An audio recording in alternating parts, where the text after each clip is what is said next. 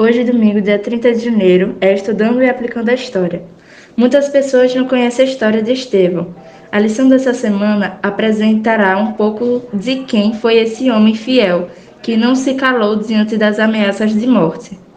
Mesmo em seus últimos momentos de vida, seus lábios pronunciaram palavras de amor e confiança em Jesus.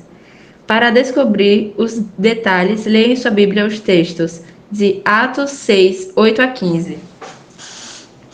Estevão, cheio de graça e poder, fazia prodígios e grandes sinais entre o povo.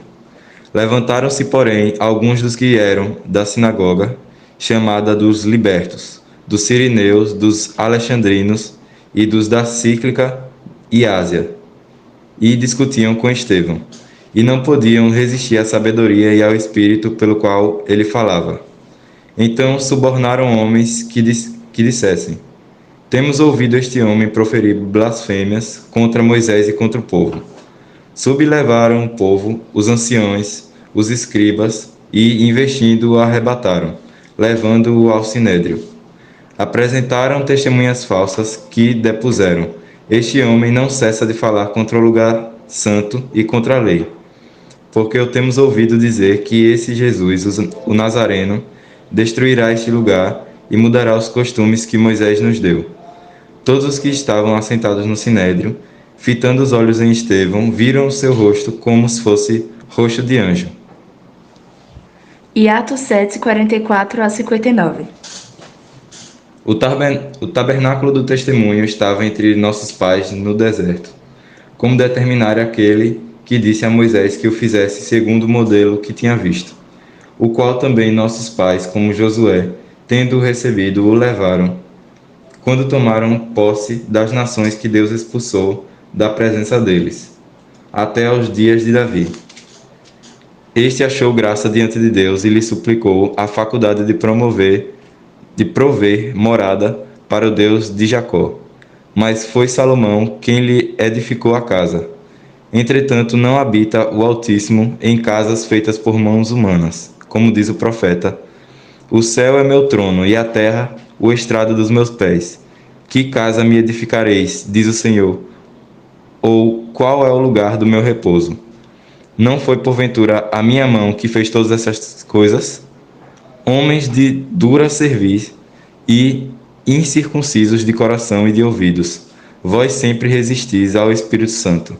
Assim como fizeram vossos pais, também vós o fazeis. Qual dos profetas vossos pais não perseguiram? Eles mataram os que anteriormente anunciavam a vinda do justo, do qual vós agora vos tornastes traidores e assassinos.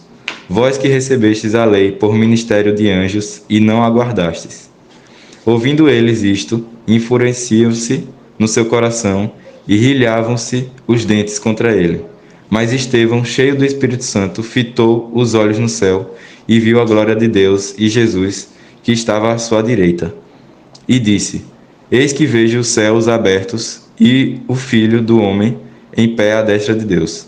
Eles, porém, clamando em alta voz, taparam os ouvidos e, unânimes, arremeteram contra ele, e lançando-o fora da cidade, o apedrejaram.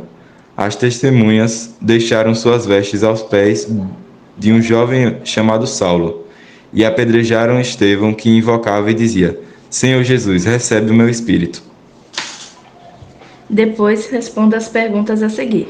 Primeira pergunta: você já tinha lido essa história antes? Descreva algumas das emoções que você está sentindo agora após ter lido essa história.